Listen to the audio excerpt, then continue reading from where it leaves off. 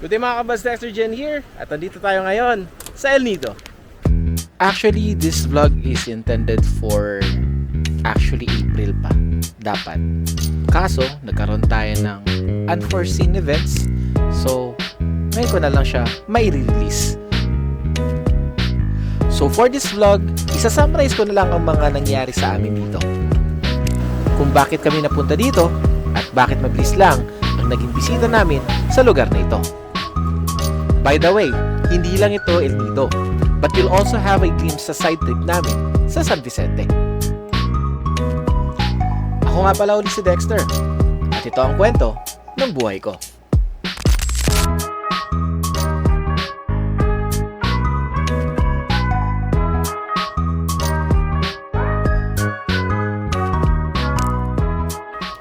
April 29, 2023, ng gabi, kami umalis ng Puerto Princesa City papuntang El Nido.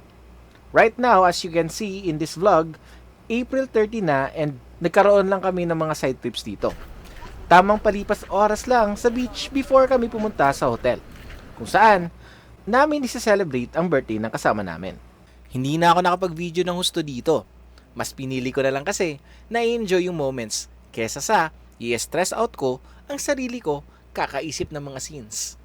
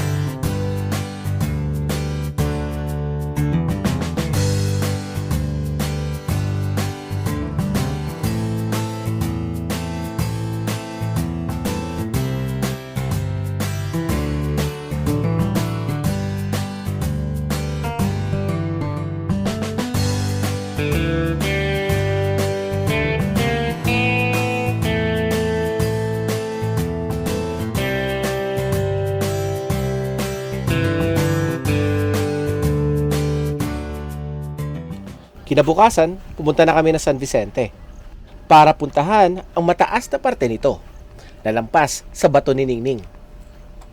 Ito ay ang view deck kung saan tanaw ang buong San Vicente.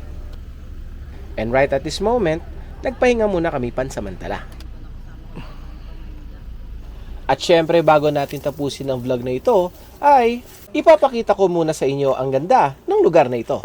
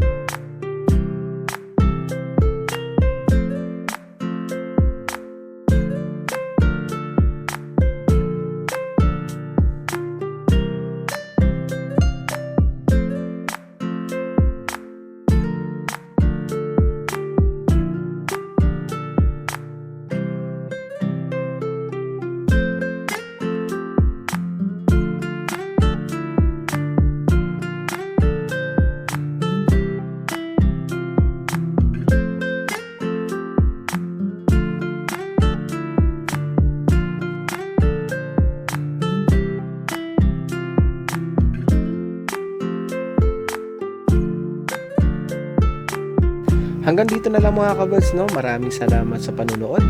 Hanggang sa muli, goodbye and see you next time. Bye-bye.